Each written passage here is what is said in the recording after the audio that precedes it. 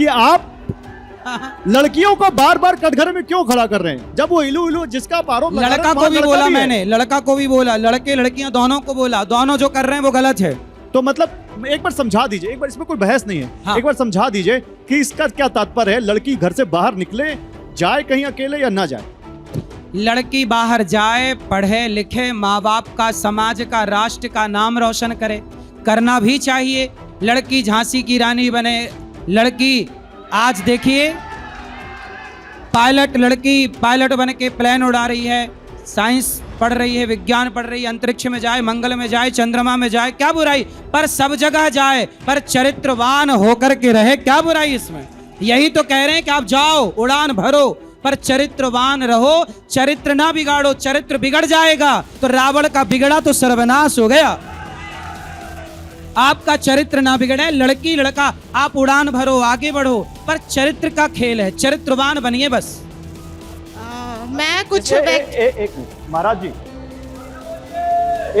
जिन लड़की की आप बात कर रहे हैं, उन्होंने अभी आपने पायलट का जिक्र किया, आप अभी विदेश गए थे। हाँ। एक महिला नेता है, उन्होंने उनके शब्द हैं, उन्होंने आप पे सवाल पूछा है कि महाराज जी विदेश क्या मुंह मारने गए थे, इसका क्या जवाब देंगे? कथा सुनाने गए थे हम, विदेश कथा सुनाने, हम तो कथा सुनाने आए, आपके साथ भी कब से मुंह मार रहे हैं, पर आप कहाँ समझने को तैयार हैं।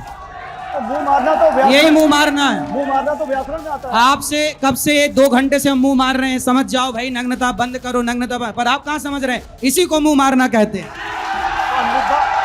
ये है, समझाने पर भी जो ना समझे उसी को मुंह मारना कहते हैं, हमारे गांव की भाषा, बुरा ना मानिए। मैं बिल्कुल बुरा नहीं मानूंगा।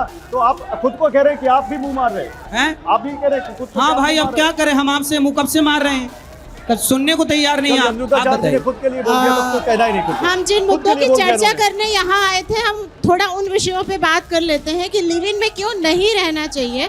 लिव इन में इसलिए नहीं रहना चाहिए कि उसके बाद जब लिव इन रिलेशनशिप टूटता है तो विमेन की जो सोशल सिक्योरिटी है उसकी अकाउंटेबिलिटी कौन तय करेगा। ये सबसे बड़ा प्रश्न होता है कि उसके बाद महिला अगर प्रेग्नेंट हो गई तो वो कहाँ जाएगी। इस प्रश्न को अगर महाराज जी समझाते तो मुझे लगता है कि बड़ी जल्दी लोगों को समझ में आ जाता।